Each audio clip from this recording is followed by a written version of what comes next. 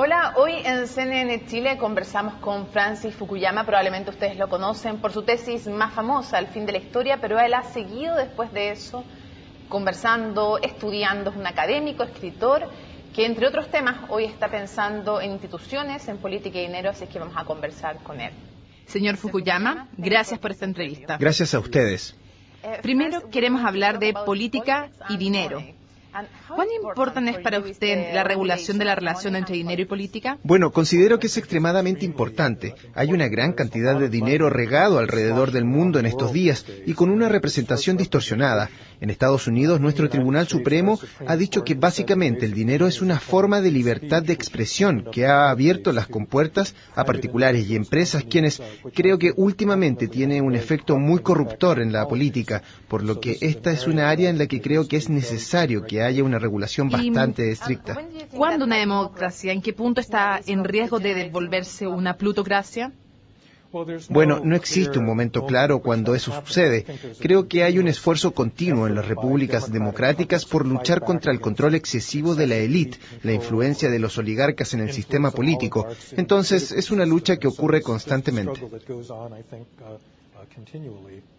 ¿Cómo el dinero puede comprar influencia política? Bueno, a veces es muy sutil. Puedes iniciar un think tank para promover ideas que convenzan a la gente, mientras que el otro lado no posee un argumento convincente. A pesar de que su argumento podría ser igual de bueno, en otros casos simplemente sirve para alimentar esta máquina. De hecho, la publicidad en televisión refleja todo lo que se puede hacer en una campaña política moderna, así que ya sabes para dónde va el dinero. ¿Ha observado el escándalo sobre dinero y política en Chile? ¿Cuál es su opinión acerca de Penta? En realidad lo que me llama la atención es que las instituciones chilenas pareciera que están funcionando bastante bien, porque en primer lugar tienen medios de comunicación libres, que no han sido comprados por las autoridades políticas. Ellos revelan escándalos, tienen un sistema judicial que activamente está deteniendo a personas y acusándolos de crímenes. Entonces, esa es la forma en que en la realidad en un sistema democrático debiera trabajar. Así es como debiera ser una rendición de cuentas. Pero en Chile tenemos políticos y hombres de negocio que decidieron no respetar la ley. ¿Es porque la regulación es débil? ¿Es un problema moral? ¿Cuál es la clave? Bueno, en primer lugar creo que las expectativas de la gente están cambiando. Están demandando un gobierno limpio como no lo habían hecho antes. Esto tiene que ver con el aumento general de la clase media en todas partes. Y la gente está más educada. Hay redes sociales, tienen un mejor acceso a la información y creo que todas esas cosas los hacen menos tolerantes sobre lo que el gobierno está haciendo mal. Así que esa es la fuerza política que está conduciendo y creo que la revolución de la información nos ha dado un montón de maneras de conseguir el acceso a la información.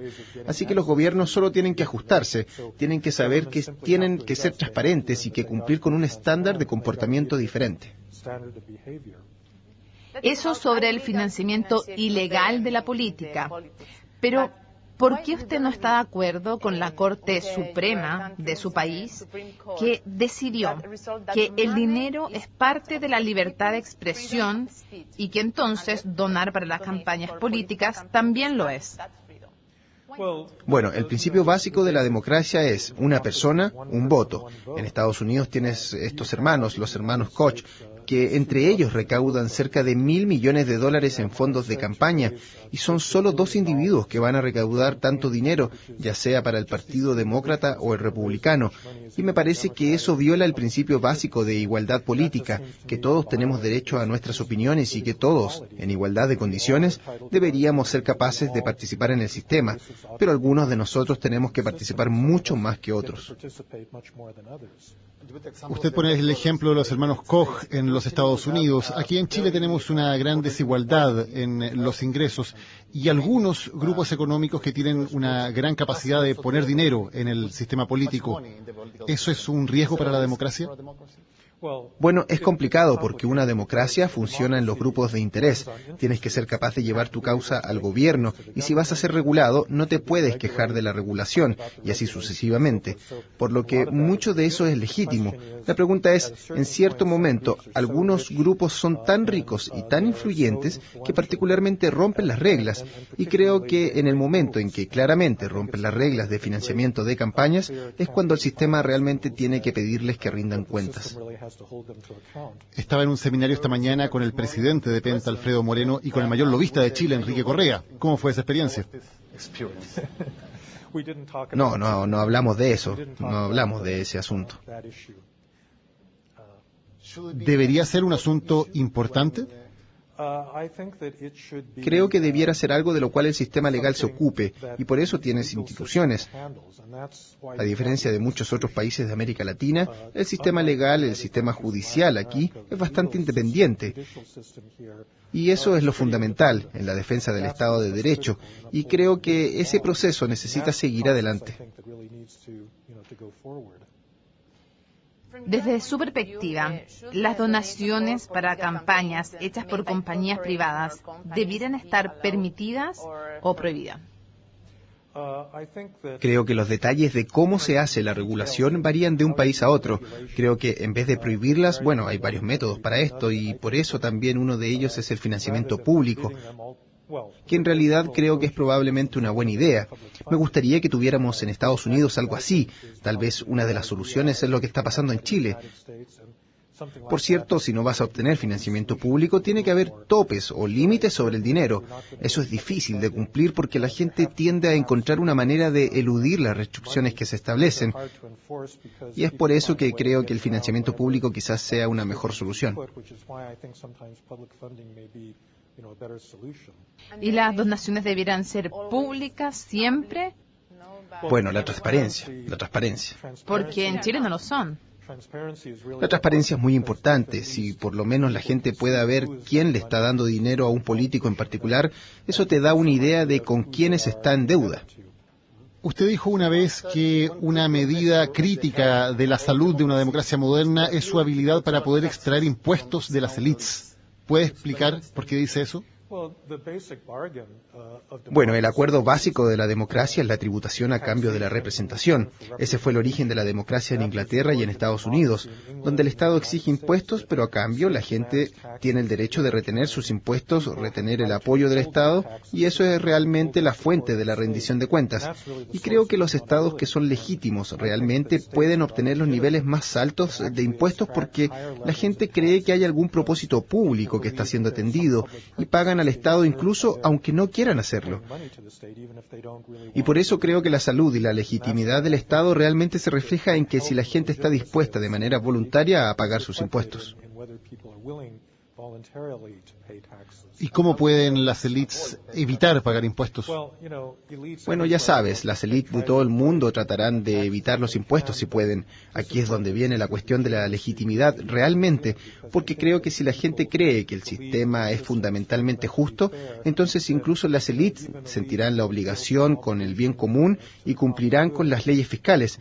Así que por eso no creo que simplemente se puedan hacer estas cosas por medio de la fuerza o la coacción. Tiene que haber algo de colaboración por parte de la gente. Tal vez desde ese punto de vista, usted estaría de acuerdo en que el caso Penta es complicado, grave, porque no es solo sobre financiamiento irregular, sino sobre evitar pagar impuestos. Sí, ya sabes, la evasión fiscal es ilegal, eso es malo y como ya he dicho, el sistema judicial realmente necesita asegurarse de que, ya sabes, haya una rendición de cuentas para eso. ¿Ha escuchado sobre el escándalo del hijo de la presidenta Bachelet, Sebastián Dávalos, y cree que un caso como ese puede poner en jaque a un gobierno? Bueno, creo que mucho de esto va a afectar a la percepción y creo que probablemente será algo perjudicial para la presidenta. Y creo que es importante restablecer un poco de ese sentido de autoridad que existía anteriormente.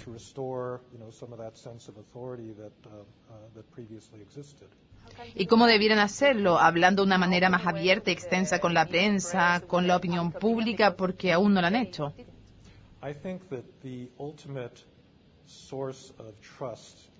Creo que el último recurso para ganar confianza en política es el desempeño.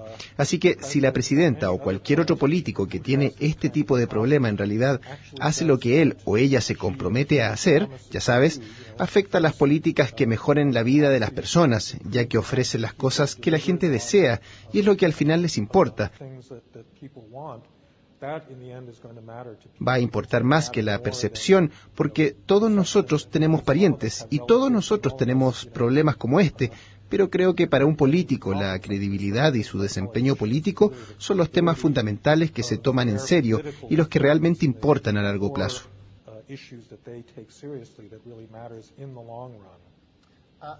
¿Cómo se recupera la confianza de la opinión pública después de estos escándalos de corrupción, cuando son tan importantes en el esquema político? Bueno, creo que el sistema tiene que demostrar que está funcionando. Así que, como he dicho, el sistema, ya sabes, se ha activado, el proceso judicial está en marcha y llevándose hasta el final. Creo que este es un punto muy importante. He oído a algunos que hablan de que hay un deseo de limitar la investigación para asegurarse de que no desestabilice a demasiada gente.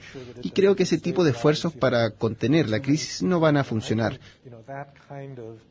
No puedes hacer eso en el mundo moderno de la información, debido a que la información va a salir de una manera u otra. En ese sentido, creo que simplemente va a prolongar la agonía. Así que creo que dejar que las fichas caigan y asumir las consecuencias. Creo que el sistema va a sobrevivir, si está demostrado que puede mantener la autorresponsabilidad. Esa es realmente la cuestión clave. ¿Sin importar cuántos políticos se vean involucrados? Sí, creo que sin importar cuántos de ellos. Sobre un tema completamente diferente, ¿cómo ve usted la disputa entre Chile y Bolivia? ¿Y cuál es la opinión en el extranjero sobre esto?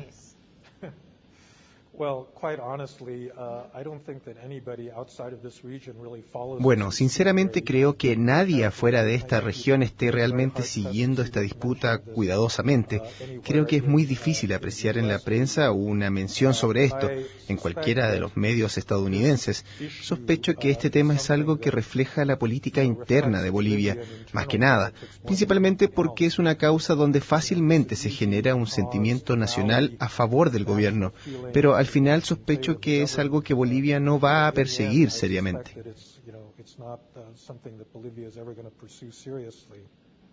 ¿Y Chile es considerado como un mal vecino? Creo que Chile, de hecho, es un buen vecino, considerando todas las cosas. Y son estos los momentos sensibles que los países simplemente les gusta recordar, como parte de su propia historia e identidad nacional. ¿Cómo ve el futuro de la crisis política en Venezuela? Bueno, es muy preocupante porque creo que el actual gobierno venezolano es corrupto, es autoritario y completamente incompetente. Y el pueblo de Venezuela realmente está sufriendo. Ellos no tienen papel higiénico, alimentos básicos. Y creo que se nota el vacío de todo el modelo chavista que fue construido por completo en los altos precios de la energía. Y por lo tanto espero que exista alguna resolución sobre eso. ¿Cree usted que la manera en que el presidente Maduro ejerce el poder es democrática?